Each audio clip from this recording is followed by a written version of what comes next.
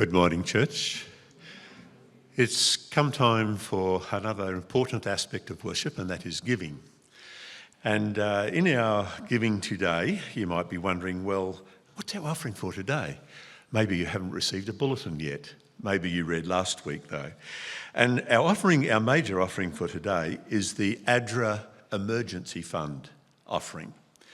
And it's kind of linked on our program, for example, as the ADRA offering and the Development Fund offering.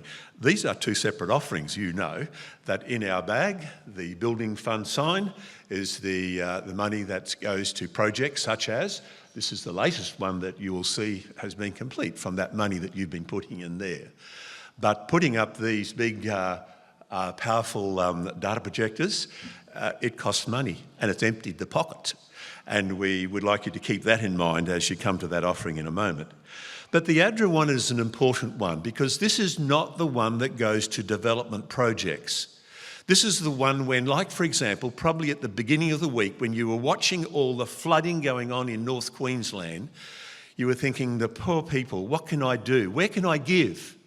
Well, if we give in advance, ADRA is ready immediately to go out and to be at work. And they are already out there working in the flooded areas in North Queensland because in the past you have given for this offering and that money is there ready for when the emergency comes. So that's why we have this important offering today. And it's one of those offerings where we probably normally have a set amount, what we put into our various offerings. But when it comes around to ADRA and to help in this situation, this is the one where we like to dig a little deeper. Before the deacons come down to take up our offering, I would ask if you would just pay attention to the video. It's Pastor Terry Johnson, who was our union president, who was speaking on the video, just promoting the ADRA Emergency Fund offering. Thank you. Over the last year, there have been numerous conflicts and disasters both here in Australia and around the world. Thanks to your support of last year's disaster and famine relief offering, ADRA has been able to respond to disasters like the landslide in Papua New Guinea, cyclones across Australia and the South Pacific, and flooding in Brazil. And because of your support before disaster strikes, ADRA's response in times of disaster is immediate.